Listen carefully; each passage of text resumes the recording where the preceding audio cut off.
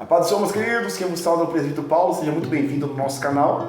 Hoje a gente vai trabalhar sobre, não só hoje, tá? A gente vai trabalhar 4 vídeos, 4 aulas sobre a doutrina do Espírito Santo. Vamos gastar 4 aulas para ser vídeos curtos, mas que vocês consigam assistir sem cansar, sem ter fadiga, etc. Tá bom?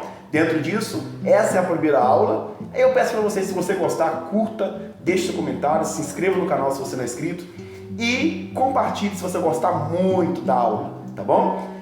Assista a primeira, essa semana ainda talvez eu libero mais uma, vamos ver até a 4ª aula, combinado? Vai ser 4 aulas para demonstrar todo o raciocínio da matéria de pneumatologia, que é a doutrina do Espírito Santo, combinado? Vamos comigo?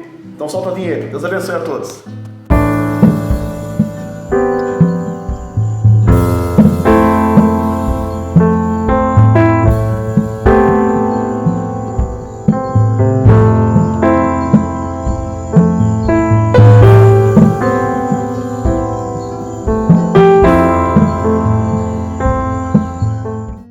Senhores queridos, hoje a gente vai trabalhar sobre pneumatologia. Quem vos sauda é o presbítero Paulo. Seja muito bem-vindo no nosso canal.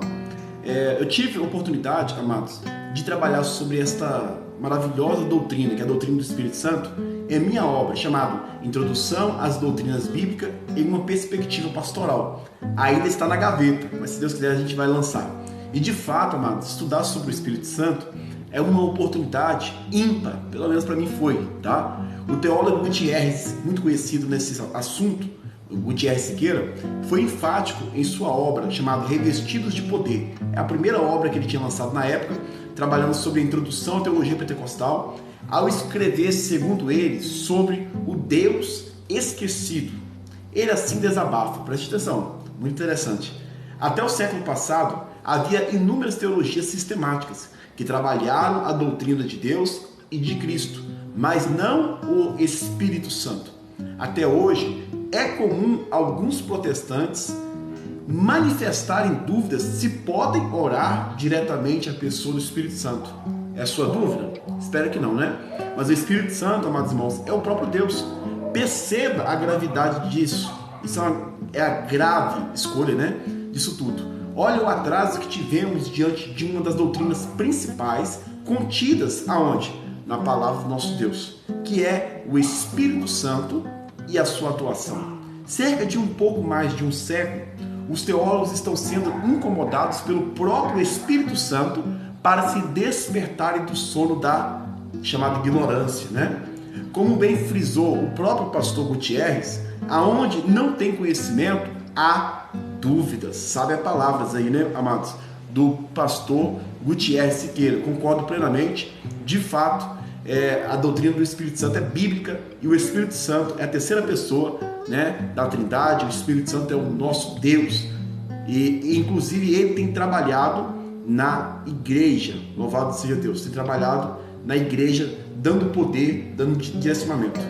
Pois como ter comunhão com um ser que você não conhece, né? Se você aprenderá aqui que o Espírito Santo, você aprenderá aqui que o Espírito Santo que se relaciona. O Espírito Santo sempre se relaciona, amados. A doutrina do Espírito Santo, portanto, é chamada, como eu disse bem no começo, de pneumatologia ou então de pneumagiologia.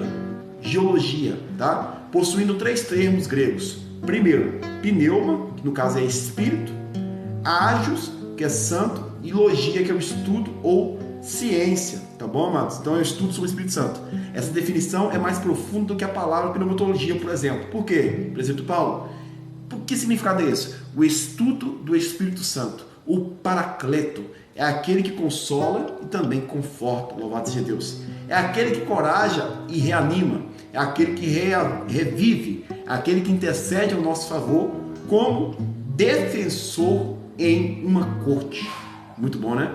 O sábio pastor Cláudio Gama, a gente vai trabalhar sobre outro pastor, bem itinerante, conhecido aí, né? Diz assim: ele, o Espírito Santo, foi enviado por Cristo à Terra para fazer a parte da vida diária dos crentes, de forma que sem ele não suportaríamos as aflições deste mundo. Olha o papel do Espírito Santo. Ele cumpre diariamente o papel que o Pai, via Jesus, o designou a realizar. Louvado seja Deus, né? Você pode encontrar essas falas em várias ocasiões, em vários estudos bíblicos, mas eu trouxe uma referência para vocês, tanto do Gutierrez como do pastor Cláudio Gama, que demonstra, amados irmãos, que realmente o Espírito Santo é crucial na nossa vida, principalmente nós como igreja do Senhor. A deidade do Espírito Santo, por exemplo, ao se aprofundar nas Escrituras, percebemos o Deus trino, um só Deus que subsiste em três pessoas. Pelas Escrituras, percebemos que o Pai planeja a nossa salvação. O Filho nos redimiu na cruz e o Espírito Santo tem aplicado essas obras aonde? Em nossos corações. Sendo assim, a deidade do Espírito Santo é incontestável. Louvado seja Deus. Sabe por quê? Porque a Bíblia diz que o Pai é Deus. Você pode encontrar comigo lá em Mateus capítulo 11, versículo 25, João 17, 3, Romanos capítulo 15, versículo 6 e Efésios 4, 6. O Filho também é Deus. Romanos 9, 5, Hebreus 1, 8 e Colossenses 2, 9. E o Espírito Santo é Deus. Atos capítulo 5, versículo 3 e 4, 1 Coríntios 2, 10 e 11 e Efésios 2, 22.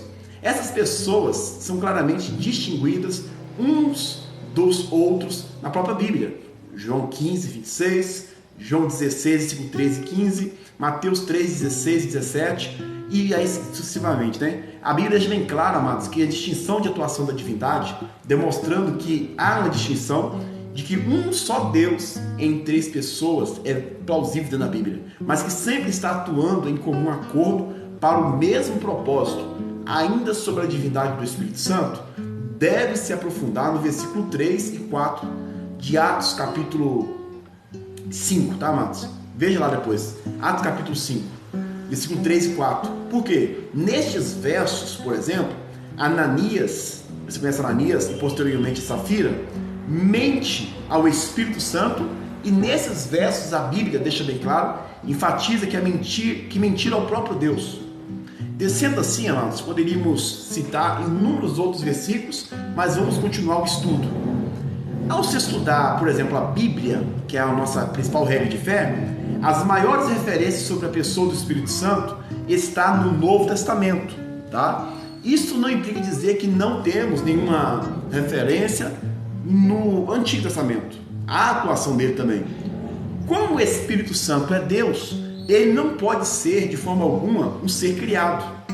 Ainda sobre a atuação do Espírito Santo, o pastor César Moisés, estou trazendo para vocês a terceira referência, o pastor César Moisés e sua filha Séfora contribuem dizendo assim, olha, invariavelmente a operação dinâmica divina, tanto no Antigo quanto no Novo Testamento, é levado a efeito pelo Espírito Santo.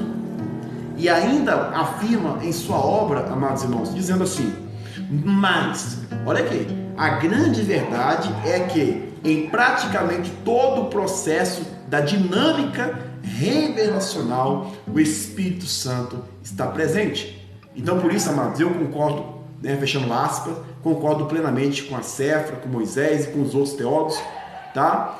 Ao se estudar a Bíblia, a fim que percebemos o Espírito Santo sempre trabalhando em todo o tempo, amados, desde a criação do mundo até nos dias atuais da igreja, né, até a consumação dos séculos.